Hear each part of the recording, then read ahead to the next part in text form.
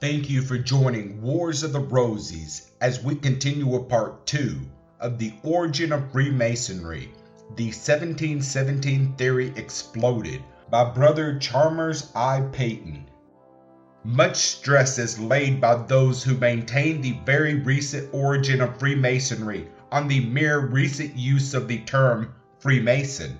I am not prepared to say when it began to be used or how it came into use, although I will give abundant proof of it being in use long before 1717.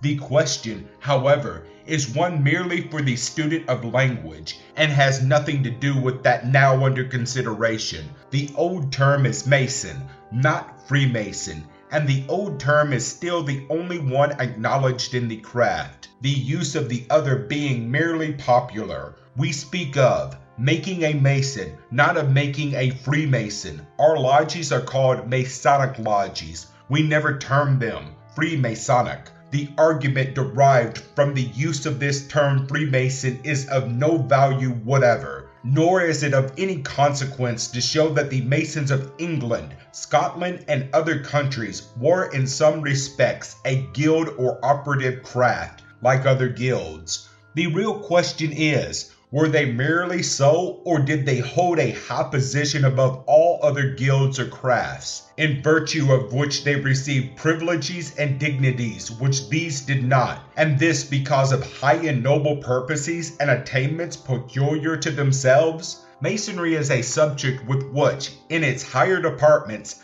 men cannot deal with a cultivation of mind which is not required in any of the other pursuits that guilds have been formed to protect or to promote. The men who built Westminster Abbey or the Abbey of Melrose must needs have possessed attainments beyond most of their contemporaries, or indeed the most distinguished men of more recent times. Their works command an admiration which increases the more they are contemplated. No doubt, many mere operative masons were employed, who knew little more than their work of hewing and building, but they were governed and directed by the men who planned their glorious buildings, and superintended the erection of their design. They belonged to the same craft, it may be admitted, but it cannot be admitted that the operatives alone formed the craft. On the contrary, it may be deemed certain that the men who designed these buildings and superintended the erection of them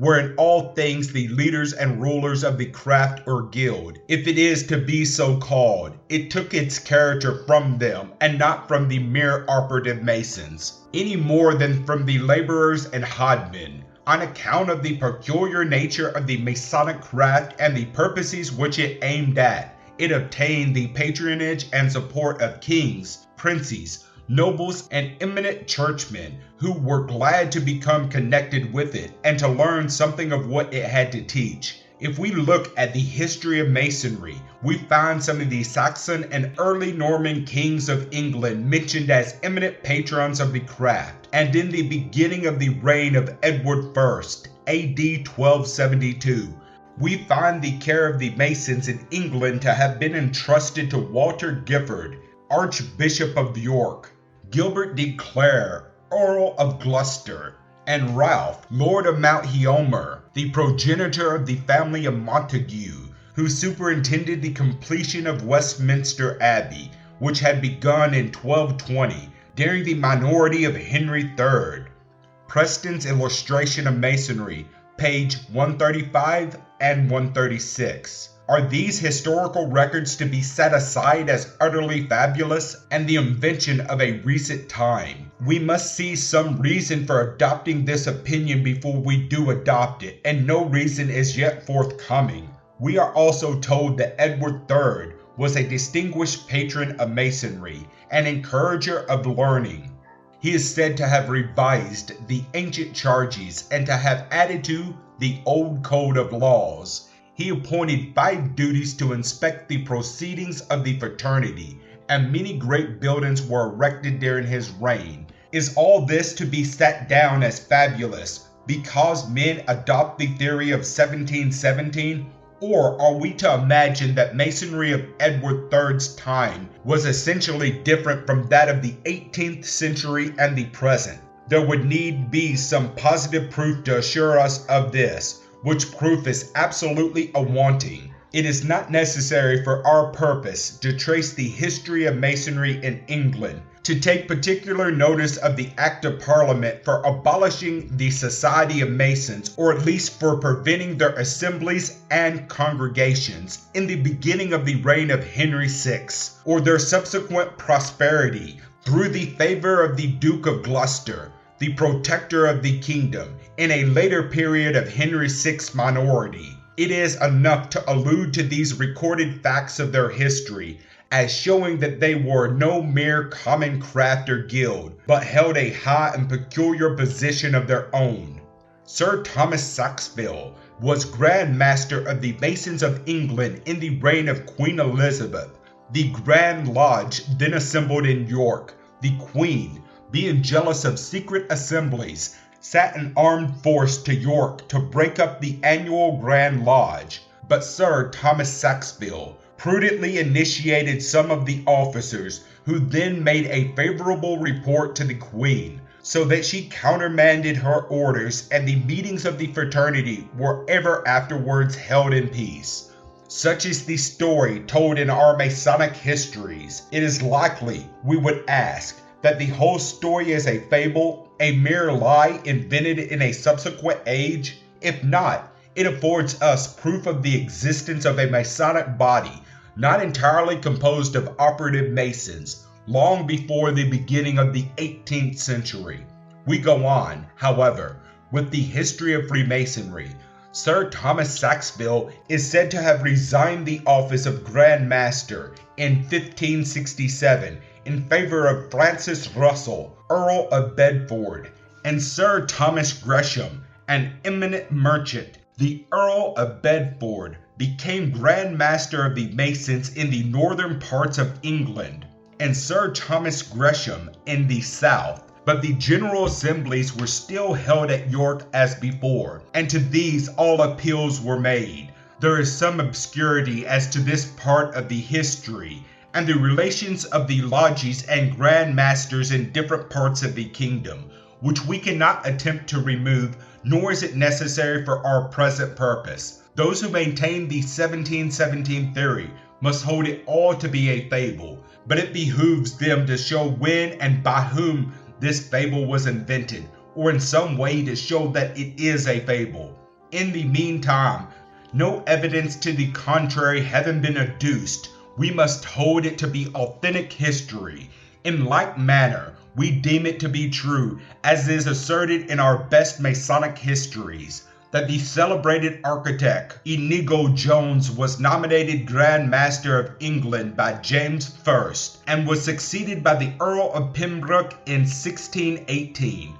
We deem it needless to trace this history further. Enough has been stated to show how high a position the Masonic body held in England from a very early period down to the days of modern civilization. Now we turn to Scotland, and without going back to the days when Melrose Abbey and the Cathedral of Glasgow were built, we begin with the historic statement that in the reign of James II, the office of Grand Master was granted by the King to William St. Clair of Roslin, Earl of Orkney and Caithness, one of the greatest nobles of the kingdom, and the founder of the beautifully exquisite chapel of Roslin. The office was made hereditary to his successors, Laird of Roslin, and was accordingly held by the St. Clairs of Roslin till 1736, when it was resigned by William St. Clair of Roslin in order to the foundation of a Grand Lodge of Scotland, with the right of electing its own Grand Master. The Earl of Orkney, to whom the grant was made by James II, held his earldom, then depended on the crown of Norway and not of Scotland, in virtue of his marriage with an of the former Earl of Orkney. James II created him Earl of Caithness, but the estates of Roslin were better than all his other estates, and accordingly, as his successors, the St. Clairs of Roslin afterwards maintained, he bestowed them by his will on his eldest son, leaving to a younger son the earldom of Caithness. The Caithness family have, however, always disputed this, maintaining that the earldom of Caithness was inherited by the eldest son. It is not necessary for us to enter into this question. There is no doubt that, at that date, earldoms as well as lairdships were often disposed of by will without that absolute regard to primogeniture which the law now requires. Be this as it may, the inheritance of the Grand Mastership of Masons was connected with the possession of the barony of Roslin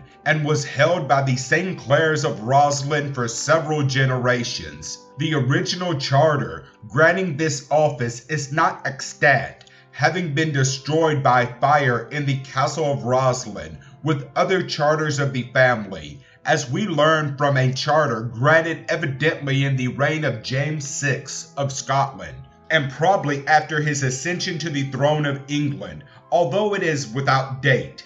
A copy of this charter is to be found in the Advocates' Library of Edinburgh, in the MSS, compiled by Father Augustine Hay, a Roman Catholic priest, about the year 1700. The date of this charter is made certain within a few years by a subsequent charter, of which a copy is also preserved in the same volume in the Advocates' Library, and which repeats all that it contains, with considerable amplification. The charter bears the date 1630, in the reign of Charles I. In these charters, the Masons of Scotland declare that from age to age, the lairds of Roslin have been patrons and protectors of them and their privileges, and they refer to the fact that the ancient charters had been destroyed by fire and express their desire that St. Clairs of Roslin should procure from the king the same jurisdiction over them which their predecessors had so long possessed. It seems impossible to interpret this as relating to the mere patronage of a guild or craft, which could imply no honor or advantage, but only trouble. Still less it is possible to attach such a meaning to the words of the charter, when it says that the lairds of Roslin would lay out of their just right if they were not acknowledged in their high dignity by the Masons of Scotland. We also find mention in the charter of 1630 of the old good skill and judgment which the said William St. Clair, now of Roslin, has in our said craft and vocation. Such language would be merely ridiculous in reference to any other craft or guild that ever existed in Scotland, and to any person in such position as the St. Clairs of Roslin held. As to that position, it may be enough to remark that although never elevated to the peerage, which in those days was a somewhat different thing from what it is now esteemed, they were frequently summoned to attend Parliament and took their place accordingly among the representatives of Scottish barons, although not elected by their fellow barons or lairds, but called to Parliament by the sovereign, according to an exercise of royal prerogative, which fell into desuetude, and of which we have perhaps the last example in their case. It is to be remembered that in ancient times the distinction between the greater and lesser barons, the baroness majors and the baroness minors, was not so great as it afterwards became. The former were not exactly peers, nor the latter commoners. In our present acceptation of these terms, and the St. Clairs of Roslin,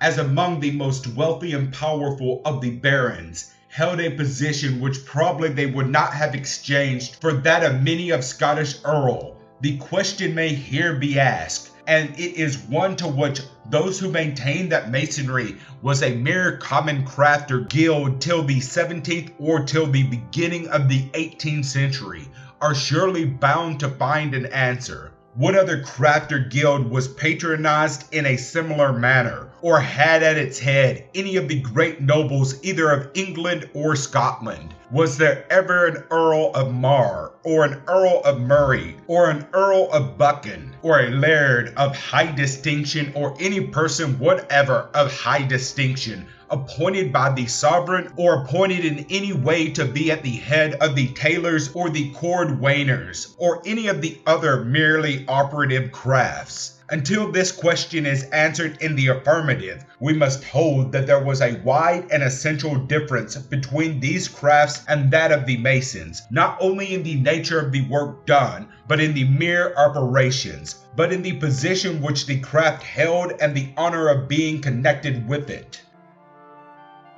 There is another consideration which it seems proper to bring forward, as of itself sufficient to refute the 1717 theory, and it is to be borne in mind that the argument which it suggests is altogether distinct from and independent of any which has yet been used. If Desert-Goodier and others in the beginning of the 18th century, in 1717 or any other year, invented and palmed upon their fellow men the system which is now called Masonry or Freemasonry, pretending it to be of high antiquity, why did they make choice of the Masonic craft as that to which to attach themselves and their new system?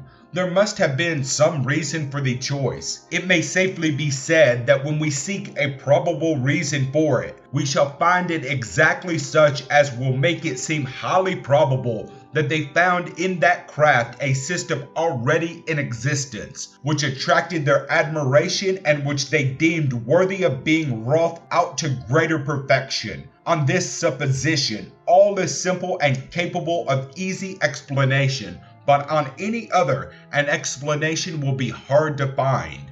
Again, let it be asked, how if Desert-Goodier and one or two others along with him invented the present system of Freemasonry about the year 1717, they found so many of their other contemporaries willing to join them, to accept the new system and to accept it as ancient. Here we have another argument not easily to be refuted in the favor of an antiquity of Freemasonry at least greater than the date so arbitrarily assigned to it. If Desert-Goodier and his associates had been guilty of imposture, can it be conceived that they would have been thus successful? Would the imposture not at all once have been detected and exposed? Now, so far was this from being the case, that when the Grand Lodge of England was founded in 1717, many noble men of the highest rank and many other persons of the greatest distinction speedily joined it. Were they all utterly deluded, or did they join in a conspiracy to pass off upon mankind a newly invented system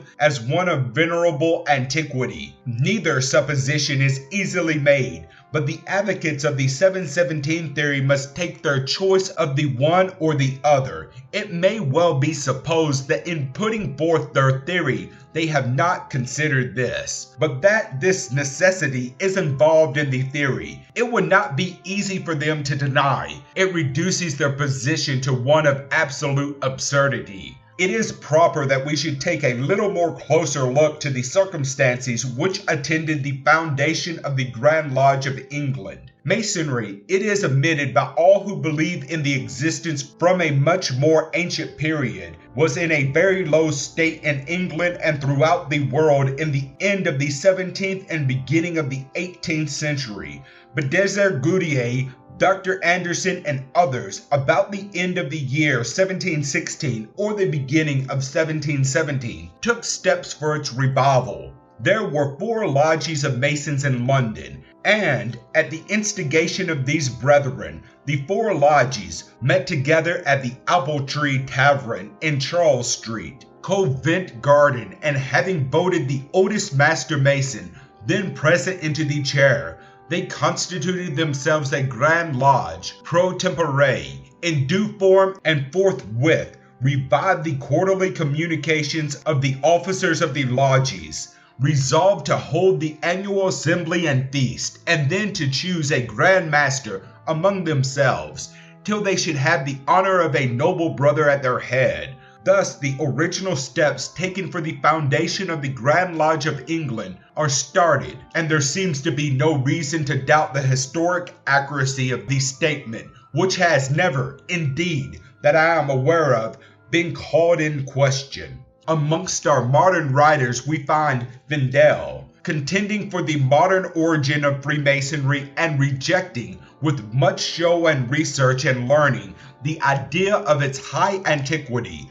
Others have adopted the same view and without any show of research or learning, reiterate their assertions and express contempt for every opposing argument.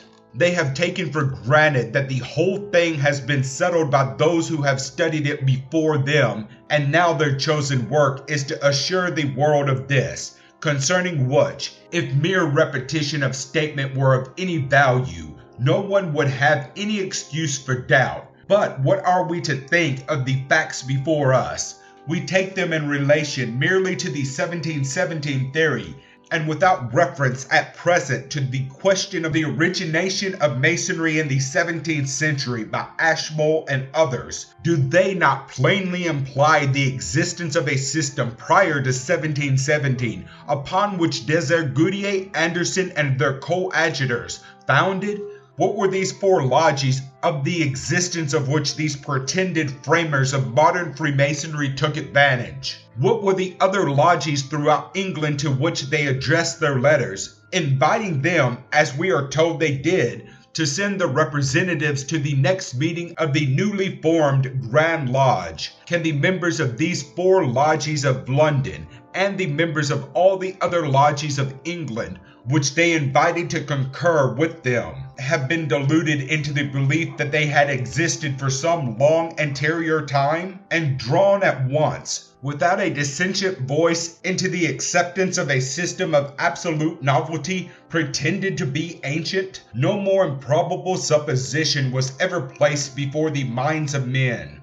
On St. John Baptist's Day, 24th June 1717, the brethren again met in London and by a majority of votes elected Brother Anthony Sayer Grand Master of Masons, and he being forthwith invested with the badges of office and power by the oldest master, and installed, was duly congratulated by the assembly, who paid him homage. Captain Joseph Elliot and Mr. Jacob Lambaugh were appointed Grand Wardens, but again we pause to ask how all this is to be reconciled with the notion of a mere new invention. Why then this recognition of the oldest Master Mason present as entitled to a high place? Whence this immediate investiture with the badges of office and this appointment of wardens? Is it not evident that there were already existing rules to be observed, the existence of which implies a higher antiquity of the system?